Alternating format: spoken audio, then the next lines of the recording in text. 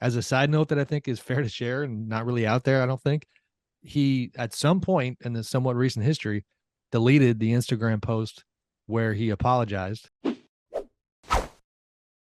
Hello and welcome to the Tampering Podcast, part of the Athletic NBA Show Network, coming at you like we do every single week, but also coming at you on YouTube, which is an exciting new revelation at our place. Make sure you subscribe to that channel.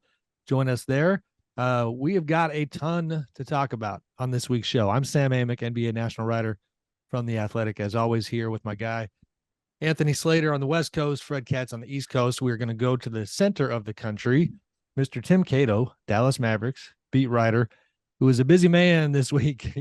You won the lottery here. I don't know what that means, Mr. Cato, but Kyrie Irving is coming your way. Massive trade in the association. Kyrie Irving traded from the Brooklyn Nets to the Dallas Mavericks, 2029 unprotected first round pick, 2027 second round pick, 2029 second round pick to the Nets. And Mr. Kyrie Irving going the other way. Spencer Dinwiddie, Dorian Finney-Smith is what they gave up. Tim, what's up, sir? You've had an interesting, 18 hours, 20 hours roughly? How you hanging in? I'm okay. I was having such a quiet Sunday, and then it changed. But speaking of winning the lottery, you know what they say about lottery winners? It usually doesn't work out well for them, a few years down the line. Just saying, there's parallels You here. got to pay taxes on it, first of all. Then your family's coming after you. They want a piece. I'd pay taxes on a lottery win right now. I'm willing to do that.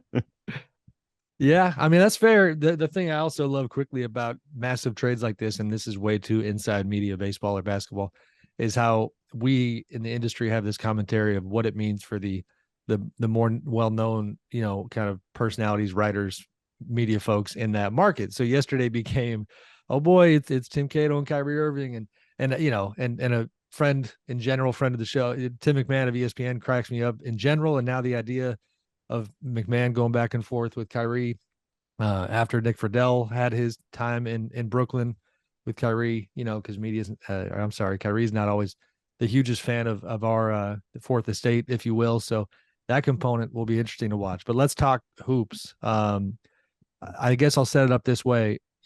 Kyrie really shocks the NBA by asking for that trade. I think it's roughly 36 hours before the deal gets done. Does that sound about right? Yeah. And, at that time, it's shocking because the Nets had found their way, post Kevin Durant offseason trade request and asking for the GM and the coach to be fired. Like they somehow settled those waters. And then before Kevin got hurt, we're playing elite basketball and showing everybody and themselves what they could do, what they could be. And so people didn't see this coming. Kyrie obviously had other plans. He asks out. And to me, guys, what is just clear as day about the way this situation unfolded is that, listen, there was a time just a couple months ago when we would have thought that the market and the value for Kyrie was nearly non-existent. So I do think, to the Nets' credit, that's a pretty decent haul they got back for a guy that was kind of a pariah very recently because of the off-court stuff. But all four teams involved, Mavericks, Suns, Lakers, Clippers, it's just varying degrees of desperation. You know what I mean? You had four teams that had a plan, going into this season and then had fallen well short of that plan for a number of different reasons. So the Mavs end up winning these Kyrie sweepstakes. Take us through it, initial thoughts and kind of what is your feeling here? Yeah, the way I've described this is basically that the Mavericks are making a wager, and they want to get the future started now. The idea that the Mavericks were going to be able to trade, for the perfectly fitting, young superstar, on a long-term deal, that was never going to happen. Like they do not have the picks. They do not have the young generational star. They do not have, the type of assets or, the ability to build a trade package or the desirability of market that would cause one of these ideal players to come to Dallas. And so the idea for Kyrie Irving, even though he has a lot of questions, a lot of questions, mostly off the basketball Say court. it again for the folks in the back.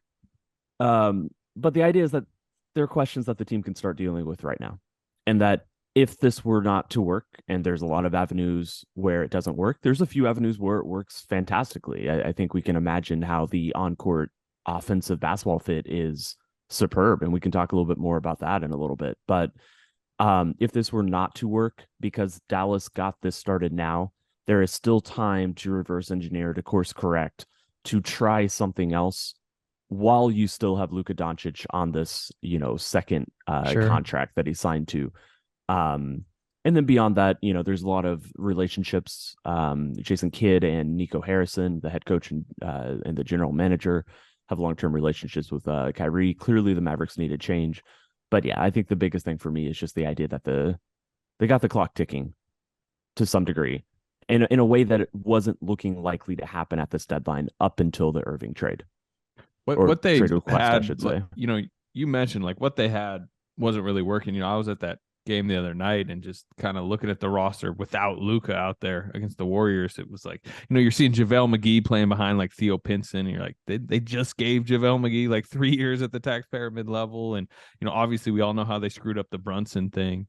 How much of it was, so I don't mind them pivoting off of it, but how much of the desperation of this move, which clearly was there, is due to like Luka's contract status just sitting there, and how much might be Luka kind of nudging them like, look, we ain't winning a title this year with this current team. And I'm not saying they're winning a title with Kyrie, but at least you could craft something in your mind that it's possible. Whereas I think 2 days ago, it was just not possible. Yeah, ESPN had first reported this. Tim McMahon had that Luka did express a desire for the roster to be upgraded this season. I do not believe that he was pushing for this trade. I don't even know if everybody around the team or around his camp, were pushing for this trade or anything to that extent. This was definitely a front office driven trade, and you can look, at Jason Kidd, at Nico Harrison, at these longstanding relationships, and understand. Nico, just to mention briefly, Tim, and for folks who don't know, formerly incredibly influential guy at Nike, and a guy who, in terms of being a relationship king, if you will, was on everybody's short list, just extremely tight with Kobe and endless NBA stars over the years. And that had a lot to do with why Mark Cuban, tabbed him a couple of years back to run the front office. Right, exactly. This is why they brought him here. And now, what a better, test of whether this guy's clear ability to build relationships and have relationships with stars.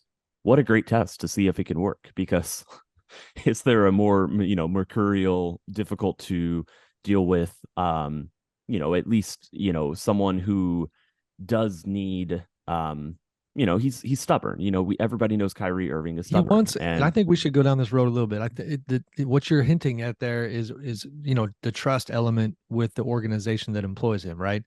And one thing that I think has been not necessarily underreported, kind of underemphasized in this trade going down, and to the credit of our guy Shams Charania, he had this in his piece, is that his reporting was that Kyrie's choice to ask for the trade was not solely tied to the specifics on the extension talks with the Nets, that there was a grander kind of holistic thing about issues with the organization. Now that points to a lot of things, but most recently the situation when Kyrie decided to share, a link to an anti-Semitic video on his social media, and the way the Nets handled that entire situation.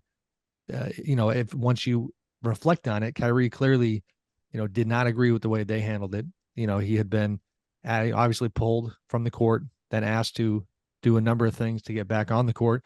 As a side note that I think is fair to share and not really out there, I don't think, he at some point in the somewhat recent history deleted the Instagram post where he apologized for the entire incident, which people I talked to had the feeling that at minimum that tells you that he was done with the Nets. Like he had spoken publicly and on camera interviews, and so apologies still exist and things he said are not going anywhere. But I thought that was a pretty telling sign. So he was done with the Nets. As it relates to the Mavericks, what you're getting at is that the best case scenario for them, the hope would be that because of that relationship capital with people like Nico, with Jason Kidd, and then by extension Mark Cuban, that element would be healthier. Yeah. I mean, it comes down to whether the team traded for him to extend him and to extend him at all cost. The sense around the league, even some people on the team is that, yeah, the Mavericks do want to extend Kyrie Irving this summer. They weren't going to trade 2 starters, if the only plan was for him to walk in free agency when he's unrestricted this summer. But to sign him for 4 years, and, it's been reported that the Lakers, they wouldn't, one way that negotiation broke down was that they would only offer him a 2-year deal.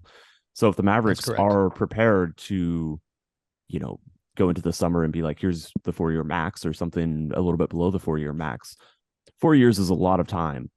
And, if these same issues, if Kyrie goes and posts something anti-Semitic or if he goes and posts, anything that needs to be rebuked and pushed back upon, I don't know if prior relationships makes it any easier for the Mavericks to respond differently than how the Nets did. Like, there's a one way to respond to this. Maybe there's some stuff around the edges that are going to be better, but this is Kyrie Irving, and this is what you're trading for, and this is the experience that the Mavericks are embracing, particularly if they do resign him to 4 more years. Can we just give the full context too on Kyrie Irving with relationships? Like, haven't we heard this a lot? The Celtics were believing that this was going to work very well because of relationships. The Nets thought this was going to work very well because he has such a close relationship with Kevin Durant. And he called Kevin Durant his best friend like 10 days ago. Yeah, and still has a really close relationship, by the way, with Kevin Durant. Assume. Like it's not like, all of a sudden they deteriorated and he said, "I'm out of here." We've just seen a history of people and teams and organizations falling for that kind of stuff and then realizing, oh, wait, I can't be the one to fix this situation either. So I think that needs to be said in the context of here. I do have a basketball question for you, Tim. First of all, I'm honored to be podcasting with the first writer in the Athletics history to use the word talismanic in a story. Like you did. People keep saying that's a common term used in soccer. Absolutely not a common term. Absolutely not a common term. It's a wonderful word. I'm not being sarcastic. I'm honored. It's a great word. I'm shocked. He's so many people probably read it in a bunch of our UK coverage. I mean, we're loaded up on soccer coverage in You're like the fifth person to mention my use of this word. I didn't think it was that abnormal. Tim, they're unsophisticated. They do not read the Athletics' terrific soccer. They're a bunch of wankers. If another word you wouldn't know. Steven Adams called me a wanker in a press conference once, so trust me, I'm aware of it. I do have a basketball question though. The Mavericks are 23rd in points allowed per possession. They are one bad game away from falling to like 27th behind the Charlotte Hornets. They just traded away their best defender in Dorian Finney-Smith. They now have 2 guards in Luka and Kyrie, who are not going to make a difference for them defensively. They still have Christian Wood, who is going to have to play consequential minutes, who is an issue defensively. Reggie Bullock is a good defender, but he's not quite enough to hold up the whole damn thing. You wrote in your story this morning that Dallas is not done. They're still trying to do corresponding moves. I assume that 1 or 2 of those corresponding moves, at least that they are trying to pursue, has to do with improving the defense, right? Because you can try to score all you want. If you're in the West and you got to go up against a team with a whole boatload of good scoring wings, you got to go up against the Clippers. You have to play Paul George and Kawhi, or you have to go up against really any team that's able to score, even if you get all the way to the finals. Like, and no love for the Beam team. You got to face Milwaukee. Like, what do you got to have something. You got to have somebody who can guard somebody. So Tim, what are the moves? What are they trying to do? And where do they see the ability to actually turn this into something beyond just a high scoring on both ways team that can be fun to watch in the regular season, but might be a first round out? Yeah, I'm sure the Mavs would, their spin on this question or people saying that the defense is bad is that they'd point to the team being 0-7 without Luka and, still having a winning record. If, even half of those were wins, how much differently would the perspective on this Mavericks season look? The team also, the offense craters when Luka is not on the court, not even games he misses, but just whenever he goes to the bench lineups have been horrible. They've been, if you were to only count those minutes, they've been worse in the league. There's a lot of obvious ways that Kyrie is going to improve that. But yes, this is not a good defensive team. This was not a good defensive team. Prior to this trade, it's a worse defensive team now. I would imagine the team is looking pretty proactively at, another wing defender to shore up, Dorian Finney-Smith going out. My understanding is the plan is that Josh Green becomes the starter and, he gets the minutes that Dorian Finney-Smith got before. He's a 22-year-old blossoming 3-and-D wing. He is probably the best defender on the team outside of Maxi Kleber, who will eventually come back from injury. If not before the break, then it seems like he's going to be coming back right after it. So there is a little bit more of reinforcements for the team that they very much need on that end. I wouldn't be surprised if the team ended up with a, just kind of a rental low price center. Someone like Nerlens Noel has certainly been talked about. Whether that's going to be realistic, or actually something they can pull off. We're gonna have to see. Nerlens reunion, huh? Wow. It would be fun. It would be fun. He had a famous incident with a hot dog. Maybe. Have you guys ever heard of the Nerlens Noel hot dog incident? No, that was the best when he came into the media room at halftime to get a hot dog. He came into the media room at halftime, and we asked him about it afterwards, and he said, "I needed some energy, needed some halftime energy." He was a DMPCD that game. We're not happy with it either. Rick Carlisle was not playing him. They were beefing. Pumps up his reason to get a hot dog. It's tough to criticize when we all do that at halftime. I'm pro halftime hot dog. I just wanted to ask about like Kyrie's future. You wondered if when this trade went down, it would come with an immediate announcement and he has signed a 2-year, max extension or whatever. I believe part of the reason that he's now willing to go into the summer is because it maximizes the more amount of money he can get. Yeah, they get his bird rights. But how much do you feel like this is a trial period and it's very possible that they split their separate ways this summer? And how much do you believe both are going into this this is a long-term commitment? I think it's more the second, with an understanding that things could just change. I guess I don't know for certain when it comes to Kyrie.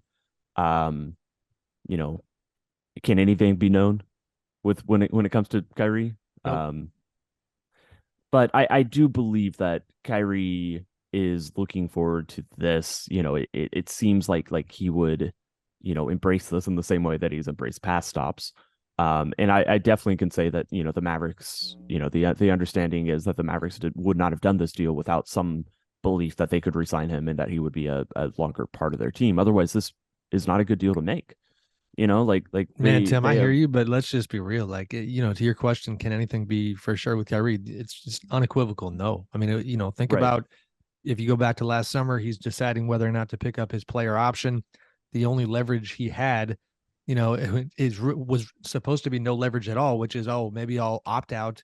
And the Lakers being one of my destinations, I'm going to go sign a taxpayer mid-level with the Lakers. Well, that is a $30 million pay cut. No one in their right mind would do that, but people believed for a minute that he might do it because it's Kyrie. So to me, the basketball is going to matter a lot. What they do down the stretch, how the vibe is behind the scenes, how the relationship goes. Because to me, if it does not go well and they hit the summertime and he has other options on the table, this is Kyrie. He's going to look at other things. So, there's part of me that shrugs at whatever level of confidence Mark and Nico and that group have. And to that point, and I'll add, by the way, can I add one thing? Yep. The Lakers actually can open, even after the Rui Hachimura trade, the Lakers can re-sign Hachimura and still open up cap room this summer. It's not like they have no cap room to play with at all. They couldn't offer Kyrie a max, but they could offer him $20 million a year pretty easily. And that may be the difference between that and a max. They could also just not re-sign Rui Hachimura and open up even more. They don't have to. That's true too. And within that, and I do want Kyrie, you should not let Rui Hachimura stop you. And I do want to shift it a little bit to some of the other teams that were in the mix here. And so to that point, I thought one thing that Sean's reported that I had not heard that I found really interesting about Kyrie was that when it comes to his interest in the Lakers, we know he was incredibly close with Kobe, and that apparently part of his calculus personally was the idea of wearing the purple and gold and being on that stage that Kobe was so well known for. So that pull, I don't think, is totally gone. And again, it goes, the basketball is going to matter. The next 3-4 months, 5 months are going to matter. How he fits with Luka too. Before the trade happened on Friday when the rumors Luka, first like came out. Luka can be prickly. He can be tough. Yeah. And I would guarantee you that he's all very excited all the way for this move right now. But before the trade happened, some people express hesitations about how he would react, the patience he would have, if Kyrie were to miss basketball games for non-basketball reasons.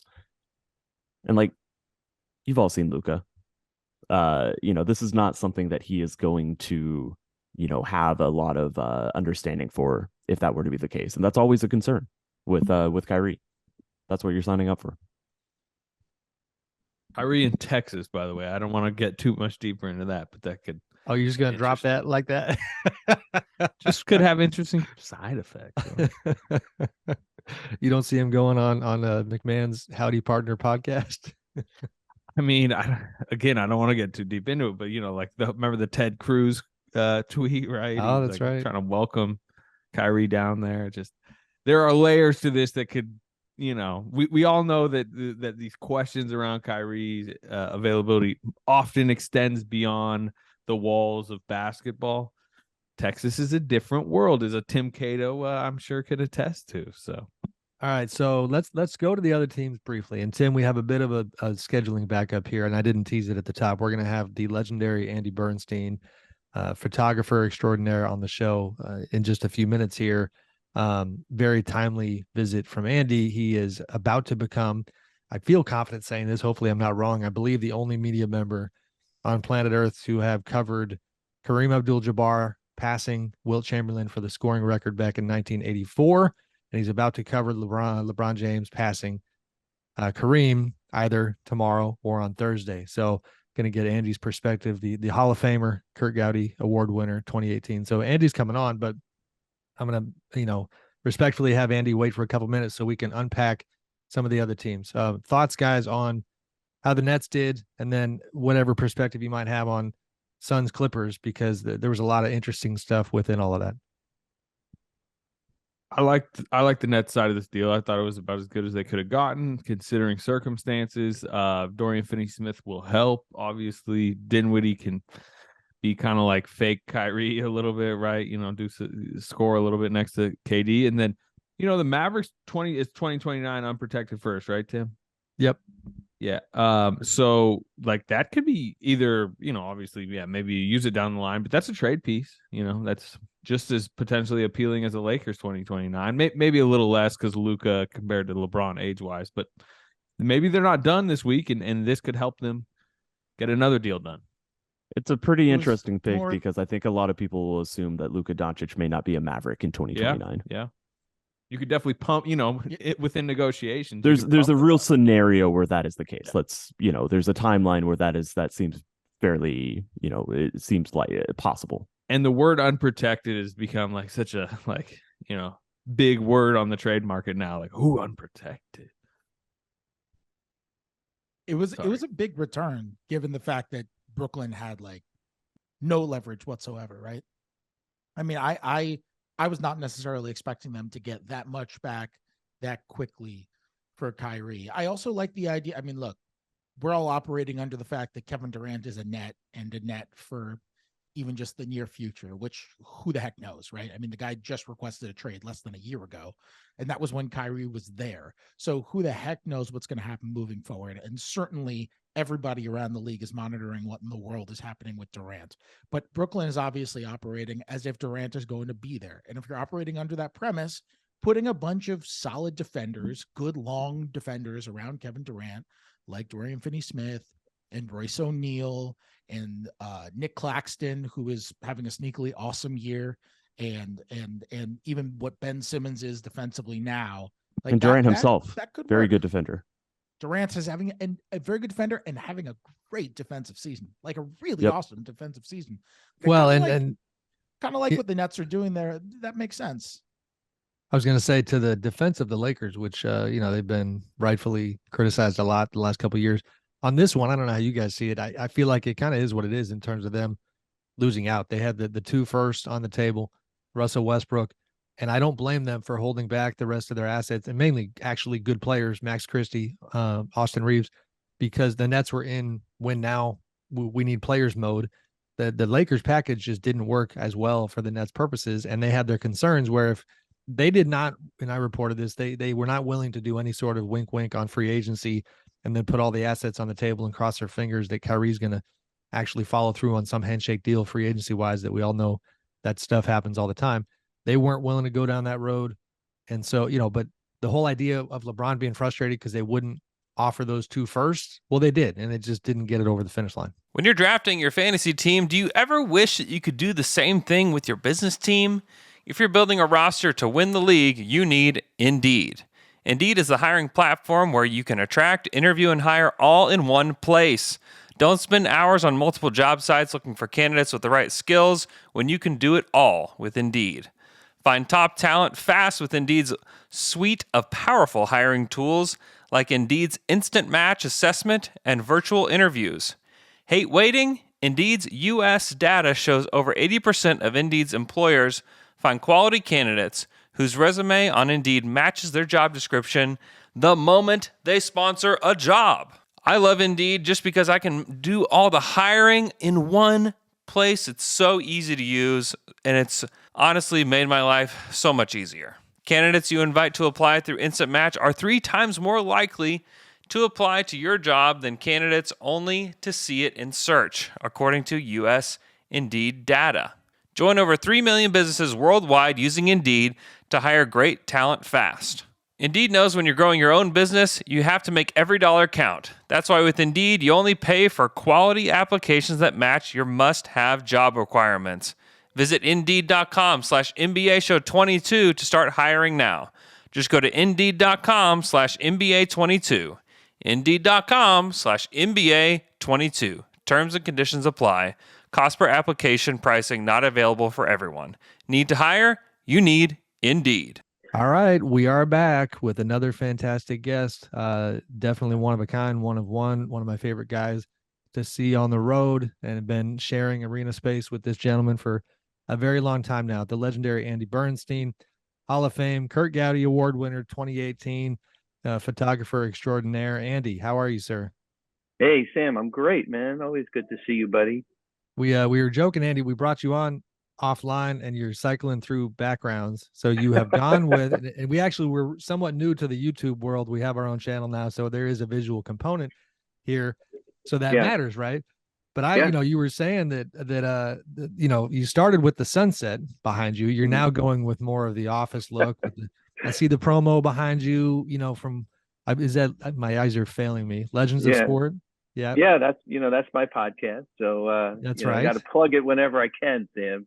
Plug it, of course. Yeah, no doubt, no doubt. But the sunset that you flipped off of, I would have been fine with, because you had me thinking this is an interesting kind of way to go into this conversation. And we're going to talk all things Lakers, all things LeBron James passing Kareem Abdul-Jabbar this week, presumably Tuesday or Thursday. And Andy, for any of the listeners who don't know, has been doing this very long time at the highest of levels. And I think we both agree, we're fairly confident making this statement that when LeBron passes Kareem, that you will very likely be the only media member to have covered Kareem passing Wilt Chamberlain back in 1984 at the Thomas and Mack Center in UNLV, and then also cover this historic event that's happening this year. But before I throw it to you, to give people another layer of the stories that you have witnessed and told through your lens, your sunset made me think of the fact that just last summer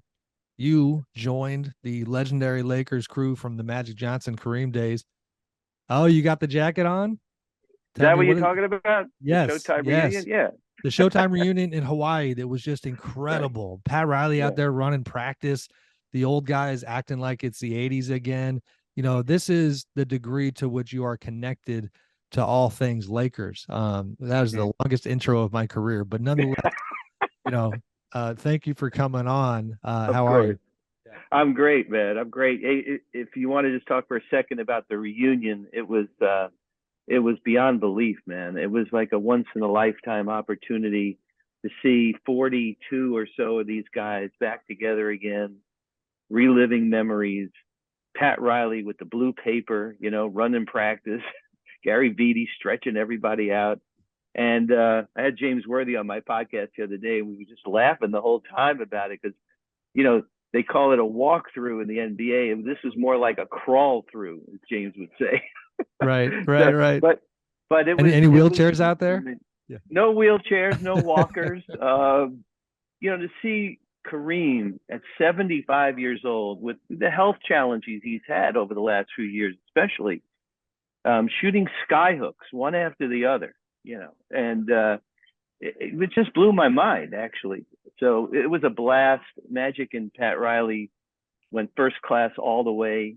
We were at the Four Seasons Hotel, which, is the White Lotus Hotel that everybody's seen on TV. Right. And it was just a fantastic week. Magic made everybody stand up at one point, at some dinner or lunch and talk to the group. And, the wives and girlfriends were there, and we all had to say something. And, it was amazing. I mean, hearing Spencer Haywood, talk about his story and AC Green and of course, Pat and Magic, and all the wives talk too, which is amazing. It's just great.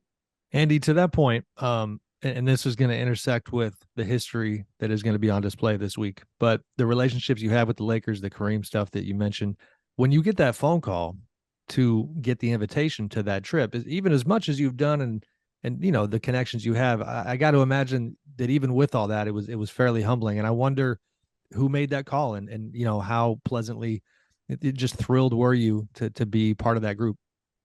Yeah, I got the call from Christina Francis, who heads Magic's office, and she said that they had been planning this for about 3 years before the pandemic, and it just didn't come to fruition before the pandemic. Of course, we couldn't do it during, and so finally they decided, this is the time in October 2022 to do it. And she said, Irvin and Pat would like to invite you and your wife, and if you don't mind bringing your camera, and I'm used to that, I would have brought my camera anyway, but it would have killed me to not have a camera to record this. And they just wanted like a smattering of photos. They really invited me as a guest, and Jeffrey Osborne was a guest there. I think we were the two like non-team members, so to speak, that were included. And anyway, I kind of took it seriously as a sort of an assignment, because once I was there, and I produced 45 like customized photo books, not albums, but photo books, one for each person, which was sent out. And I'm getting a lot of feedback on that. I was just with Pat and Chris Riley the other night at a Springsteen concert in Florida. Nice. They got their book and they were happy. So as long as people are happy with it and have had the memory of that incredible week, that just, fills my heart up. I love it. All right, let's pivot a bit here, Andy, to the incredible moment that's going to be on display this week. But before we talk about modern day and present tense, can you please take us back a little bit to 1984? And if I have it correctly, you joined the Lakers as a team photographer in 1982.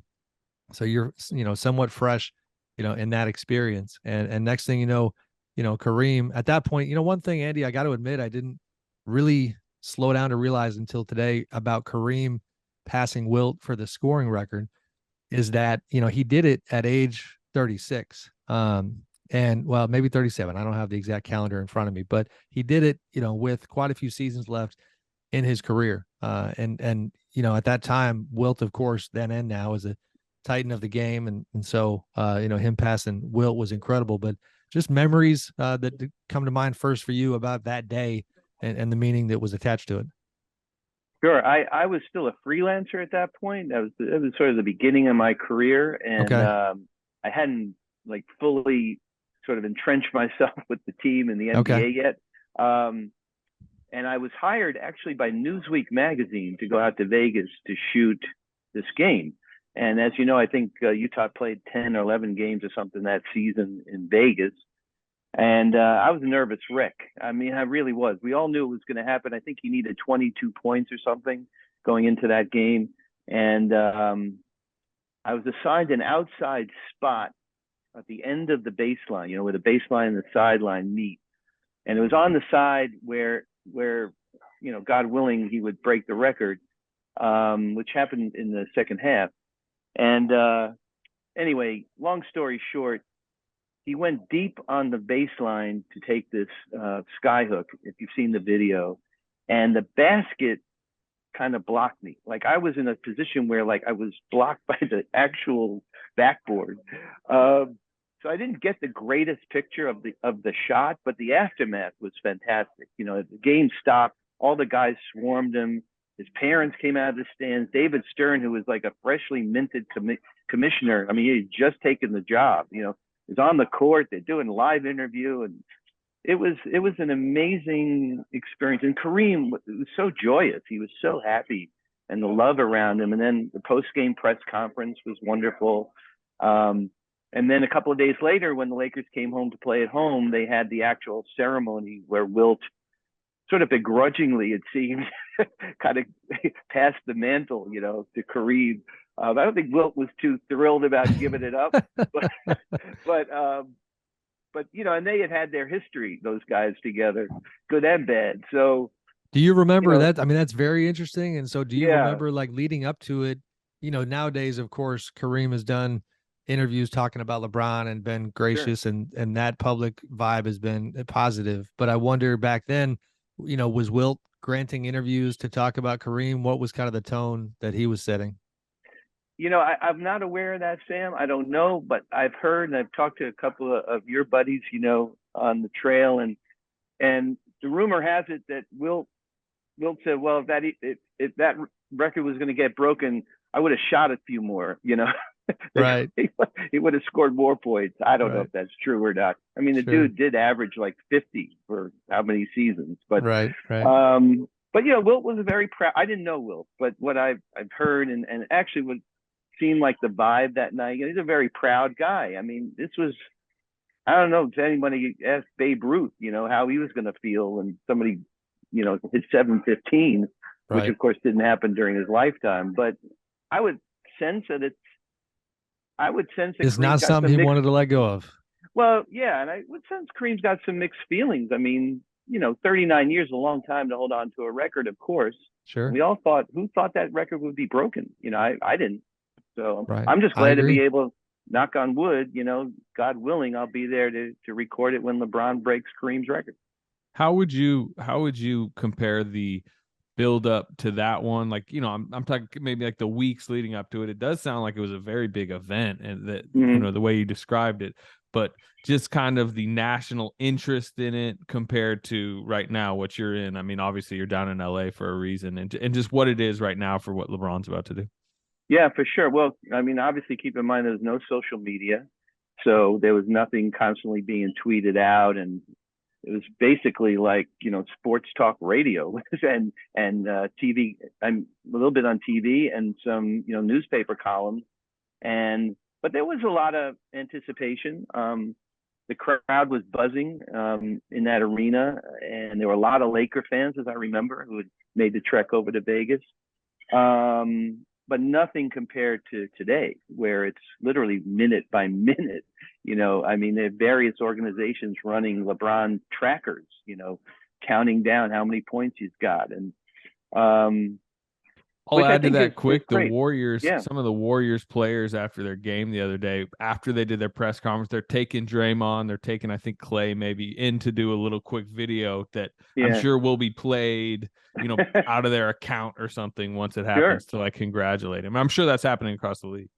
Yeah, and rightly so. I mean, look, LeBron is an unbelievable athlete. I mean, for him to have accomplished this and still playing at the high level that he is, which Kareem did as well, by the way, in his 20th season. Kareem was still Kareem. It's great for me to see. I have to kind of pinch myself, that 39 years has gone by like that. And I've seen a lot, but for me, it's going to be a great moment, I think, when it finally happens. This podcast is brought to you by Philo. There's nothing better than unwinding and watching a little TV. But you know what's not relaxing is just trying to figure out what to watch or paying a crazy cable bill every month. That's why I decided to cut the cord. I love TV now because I use Philo as my solution. Philo is live and on-demand TV for just $25 a month. Philo has VH1, BET, AMC, A&E, plus more than 60 other channels like Comedy Central, Nickelodeon, Paramount, Discovery. You never miss a minute of shows that you enjoy watching. I always enjoy watching the Food Network is really fun. My wife and even my kids like to sit down and watch the Food Network. Has some great shows there. My wife likes to unwind and watch a little Lifetime. You know what? Philo's got it. Even MTV right here on Philo. There's no contracts, no commitments, no hassles. Just a better way to watch TV. If you got little kids, you can watch Nickelodeon, catch the latest episode of Paw Patrol right there on Philo. Philo has no contracts, no commitments, no hassles, just a better way to watch TV. Philo has an unlimited DVR for 1 year. Save all your favorite shows, and you can watch them whenever you want. Philo also allows for multiple profiles and multiple streams, so everybody in your house can be happy, save your own shows simultaneously on 3 different streams, so you don't have to fight over what's being saved or what's being watched. It's so easy to use and really easy to sign up. You can watch from your laptop, from your phone, Fire TV, Roku, Apple TV, Samsung, Android TV, you name it. With Philo, you can start watching in seconds for less money, with less hassle, and channel comfort. Sign up today at philo.tv. That's philo.tv. And use the promo code NBA Show to get 50% off your first month.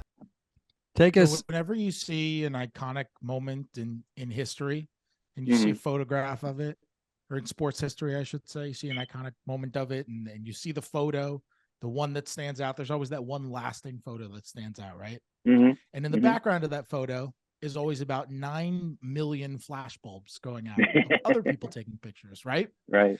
So when LeBron comes within 3 points of that record, every single person with whether it's a professional photographer or a camera phone, is going to be having out their phones or their cameras and taking a picture every single time he rises to shoot, right? Because it might be the one that ties or breaks it.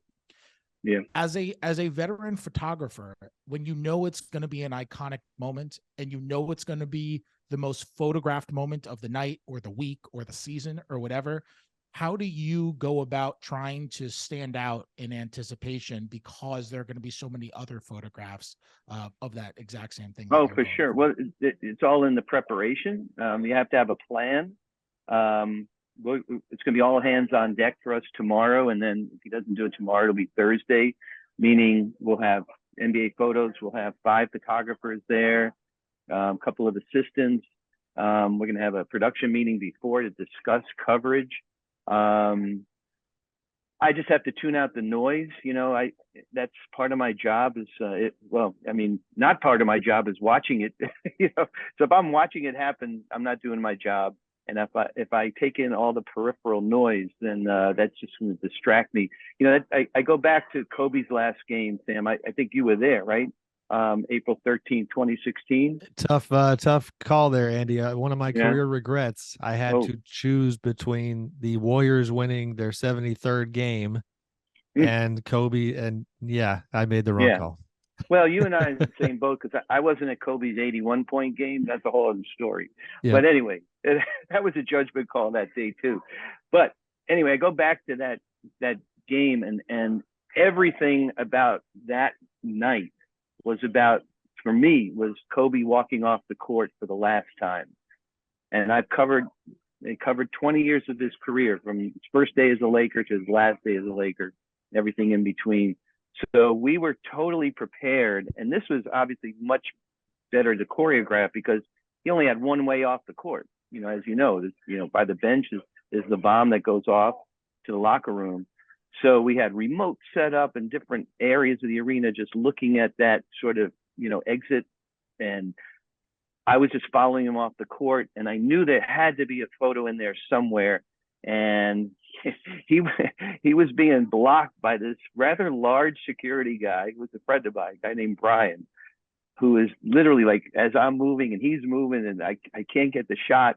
I just yelled, Brian, get the, you know what, out of the way, man. And he just moved for a second as Kobe raised his hand to wave to the crowd, and there's 24 projected on the wall behind him, confetti all over the place. I don't know if you guys have seen the picture. Oh yeah. But that was the picture I had in my mind, something similar to that.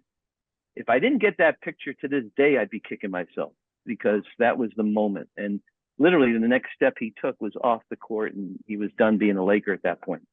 So to you and to Fred's question, is the moment that you will be more focused on him, you know, that final shot that gets him over the mark, or is it, you know, potentially the emotion that might come after?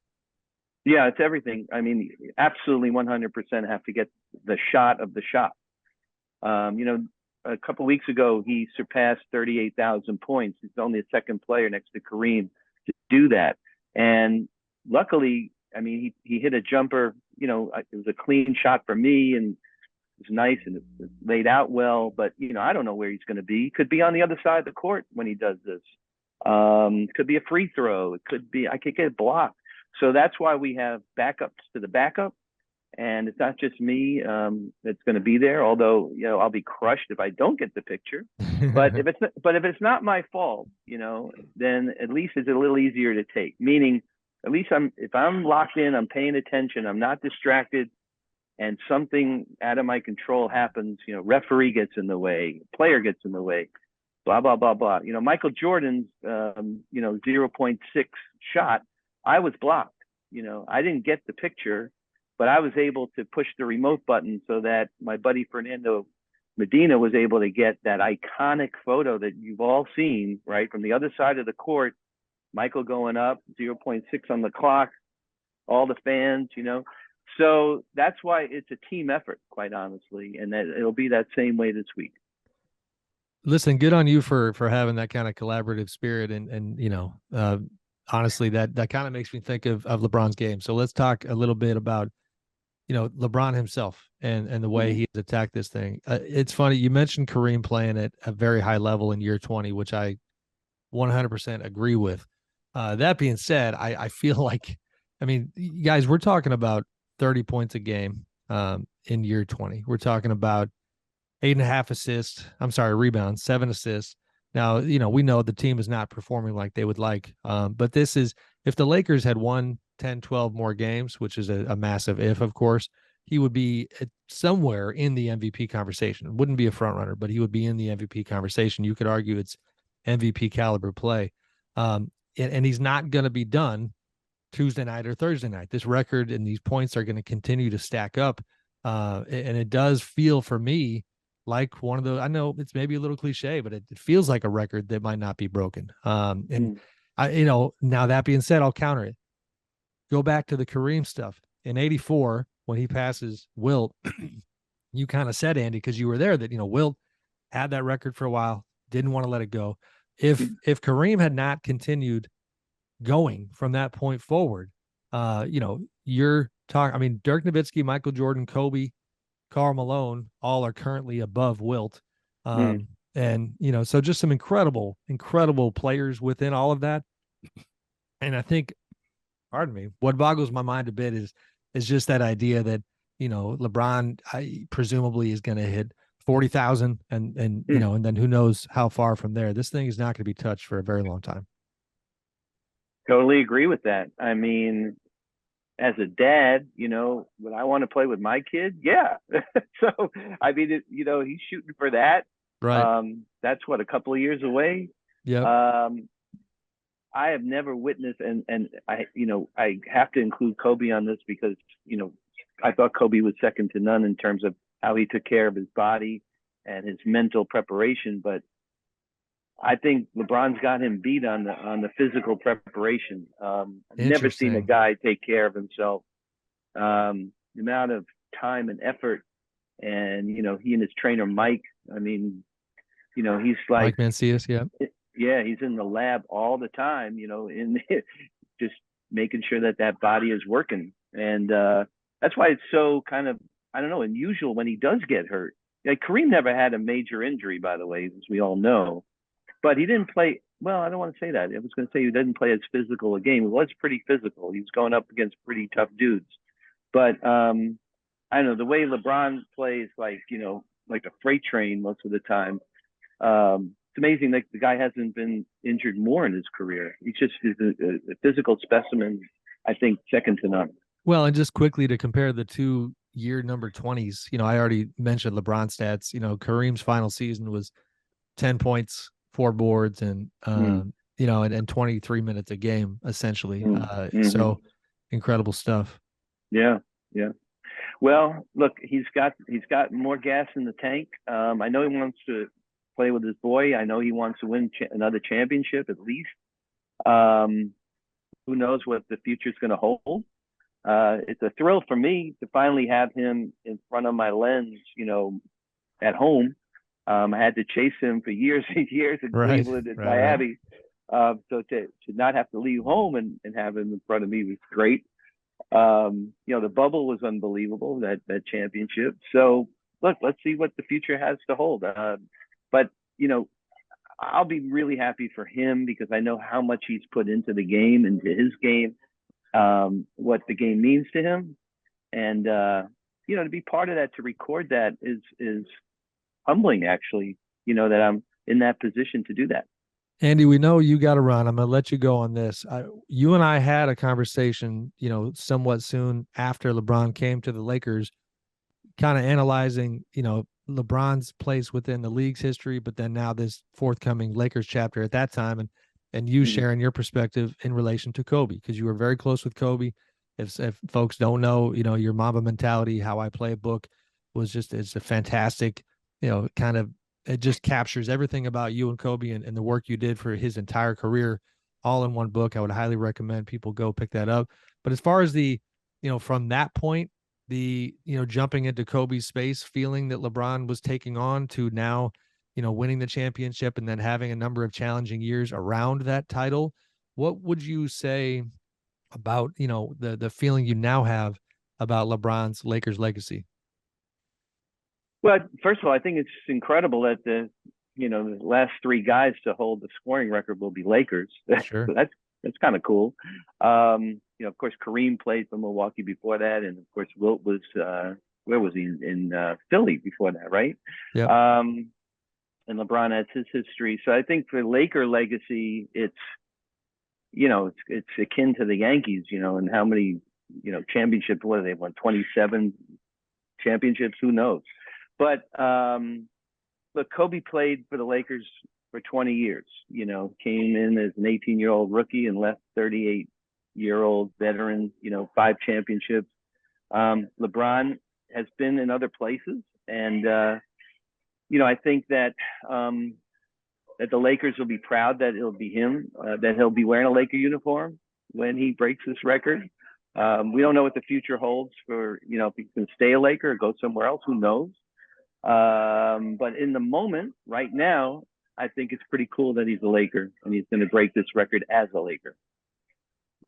Fantastic stuff. Andy, thank you so much. We know you're running around. It's a very, very busy week for you. Thank you for the time. And you mentioned it earlier, and I have listened and enjoy it greatly. Legends of Sport podcast. Make sure you check that out. Andy's got a star-studded lineup in terms of guests. And, man, doing it at a very high level, like you said, Andy, after 39 years is very impressive. So keep it up, brother. Appreciate it, Sam. Thanks to you and all the guys. Appreciate the time, man. See you soon. Thank you, sir. Be good. Okay. Thank you. All right, we will be right back on the other side, guys. Let's wrap things up and spin it forward in terms of trade deadline week. We'll be right back. Thank you. In 2020, there were over 5 million car crashes. That's more than 15,000 a day and 600 in an hour. I had a friend that was injured in a car crash recently, and handling it with his insurance was a complete disaster. He did not get everything he was entitled to, and it was just honestly awful. What an awful situation that my friend had to go through. If you're ever injured, you should check out Morgan & Morgan. Morgan & Morgan is America's largest injury law firm. They have over 100 offices nationwide and more than 800 lawyers.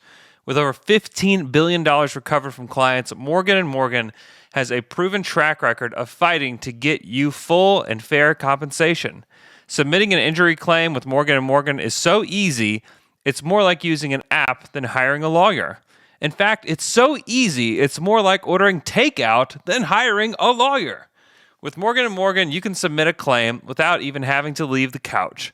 Just open up your phone, and in 8 clicks or less, you're already done. If you're ever injured in an accident, you can check out Morgan & Morgan. Their fee is free unless they win. For more information, go to forthepeople.com/NBA show or dial #LAW, #529 from your cell phone. That's FOR thepeople.com/NBA show or #LAW, #529 from your cell. All right, we are back from the break, and I'm changing hats with host Sam Amick. The trade deadline is now, what, 2 days away? What, like 50 hours, something like that? Sam. 2 days from the airing of the pod, 3 days from 3 days, yeah. Yes. Depends on when you're listening. What's going on around the league? I mean, this is, you do hear from execs like today is the day where like things get more realistic, right? I mean, where offers are like, all right, let's really talk about what's realistic here.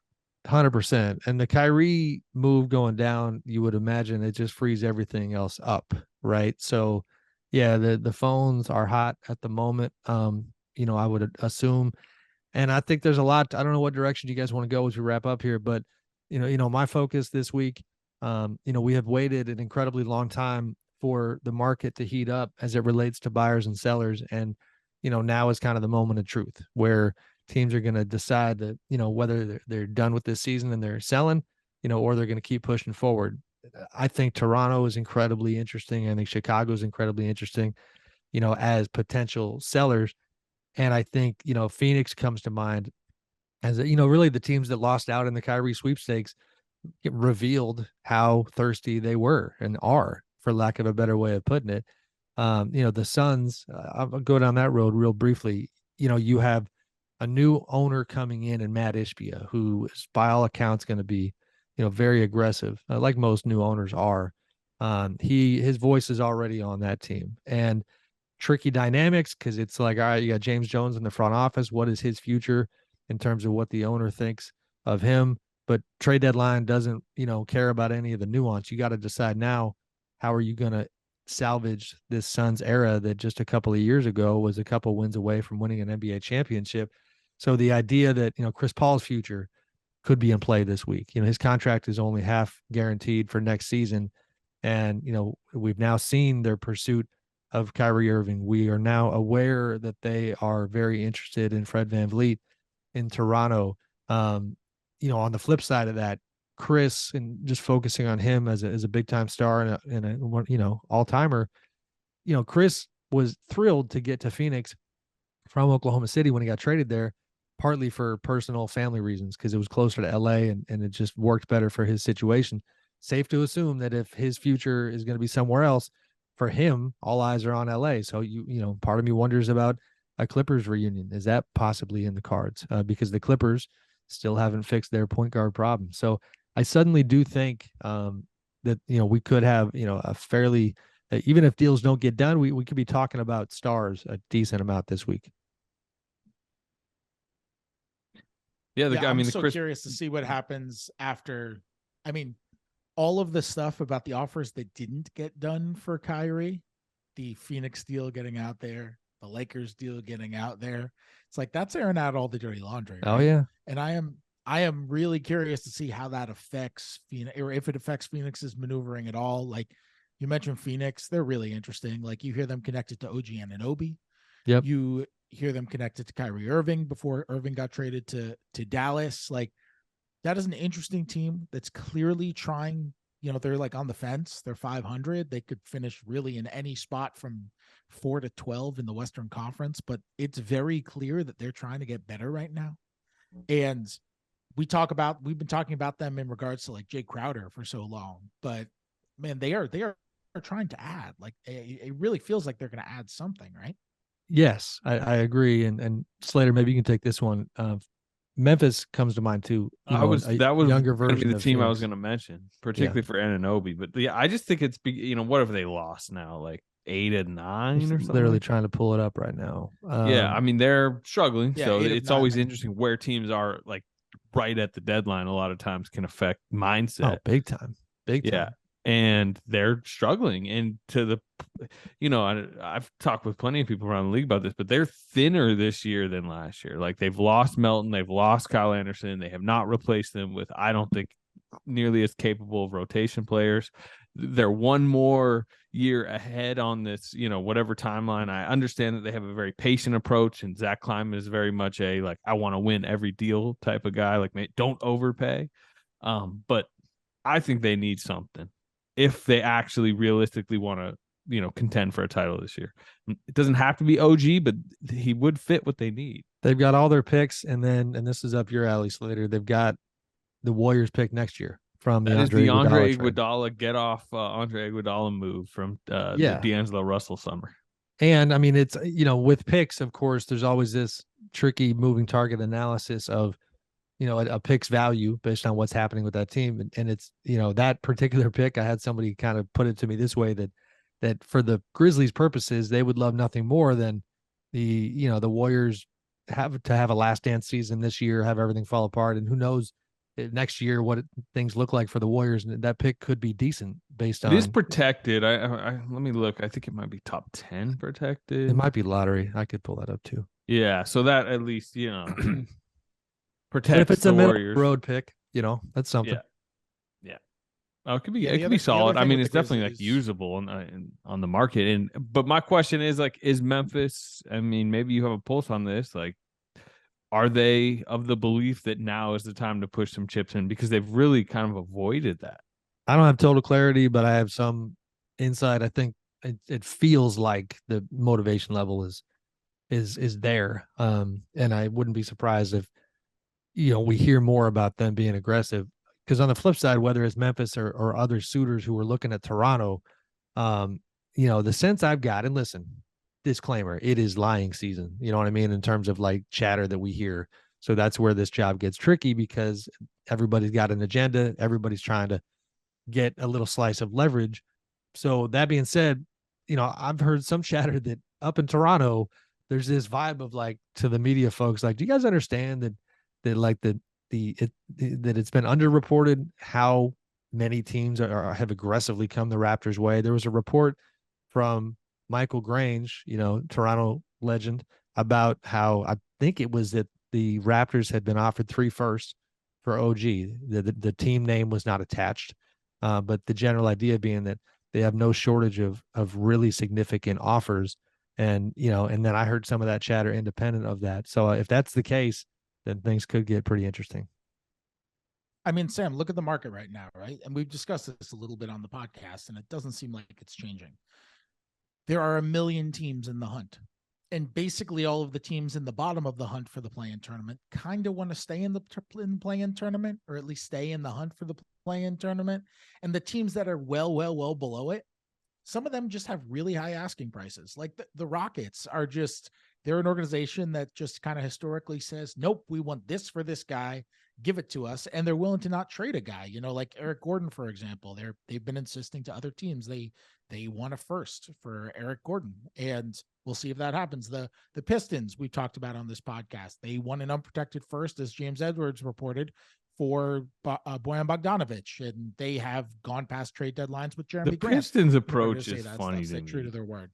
The Pistons' and approach, so we look at it, is funny. I don't know. Sorry. It is. But so you look at the standings, right? And the standings are saying, okay, there are way more buyers than there are sellers, way more teams that want to get better than teams that are willing to get worse and punt for the long term. And then you factor in the fact that the ones who are / should be sellers are setting high asking prices for their guys. And that's how you get 1 million teams calling up OG Anunoby and offering insane tros for OG Anunoby, because it is a seller's market times 12 if you decide that you want to sell. I think if Toronto ends up trading OG Anunoby, it's going to be some sort of massive haul.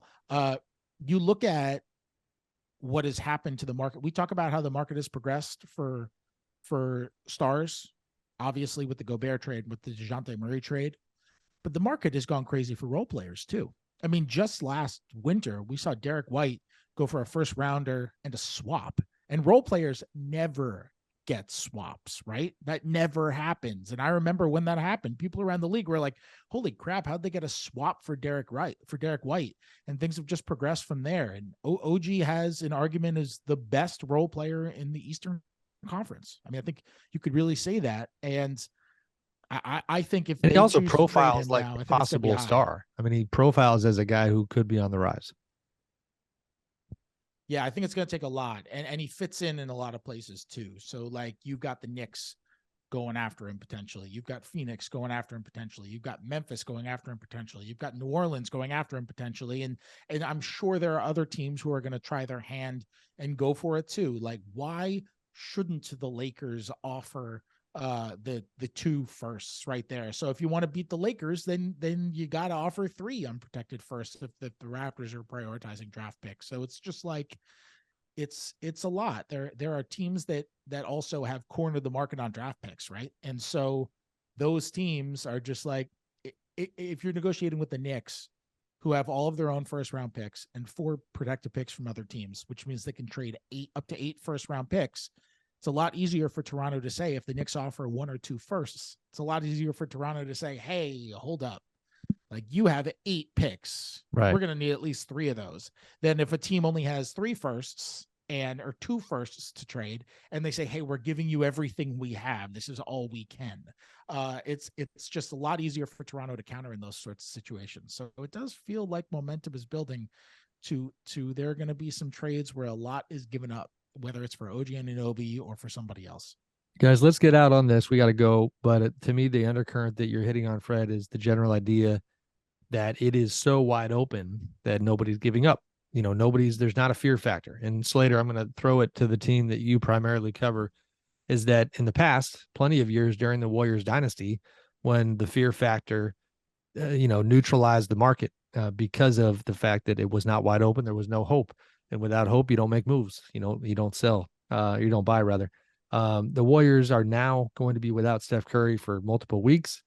Where does this leave them? Yet again, big time setback during a year that has already been incredibly challenging. Give us a quick Warriors pulse. Yeah, I mean, from my understanding, it's not changing their trade deadline approach, which wasn't going to be very aggressive anyways, and I don't think amps up or really down much in aggression. As far as where it leaves them in the bigger picture, when we start talking like playoffs, vulnerable would be the answer. I mean, they're a 3-game losing streak away from suddenly being in 12th, essentially. They're facing the Thunder and Blazers this week, obviously without Steph Curry, and if they lost to both, I mean, they basically would dip under both, and you are talking about them being out of the playoff picture. Steph's injury is very rare, and it's why it took them kind of a while to diagnose. They still don't really know the exact timeline of it. I think we're probably going to not see him for at least a month would be my, I guess, educated guess on it. I think the only comparable injury Jeff Stotts found was a 2016 Marcus Smart injury where Marcus Smart missed, I believe, 37 days, 18 games. And to me, like what matters over the next month for the Warriors is the 2 guys they gave big money extensions to this summer. Jordan Poole has not had as good a season. It's been kind of scattered, but and I say historically, he's young in his career. He has been good when handed more of the keys. He was really good when Steph went out last March, April. So he needs to have a big month. And then Andrew Wiggins, who had a great start to the season and then kind of fell off a cliff after he got injured and got sick. He needs to kind of amp himself back up. If they do that, if they survive, Steph will be back at some point. Their whole approach right now from, talking to them is like, just get in the playoffs. It's no longer like, got to get to this seed, got to get here. It's just like, just get a first round series tipped up on April, 17th, where everybody is there healthy. And then they just believe that they will be a threat. And, I think that's realistic for them. But it's a bumpy road to get there. Yeah. I mean, for me, final thought, it's, Boston, Milwaukee at this, things always change. But as far as like believable teams that feel championship worthy. Philly, just no matter how well they play, I don't trust them, but we'll see. But to me, it's Boston, Milwaukee, and the rest of the league, and Denver too. Just Denver, it's just always got the stuff that we analyze about why we're not sure we believe them as title contenders, and they got to prove it. So from there, it's 100% wide open. But great stuff, guys, between Mr. Cato coming on and the legendary Andy Bernstein and all things trade deadline. This week's going to be interesting. Appreciate you, and we will talk to you next week. Thanks.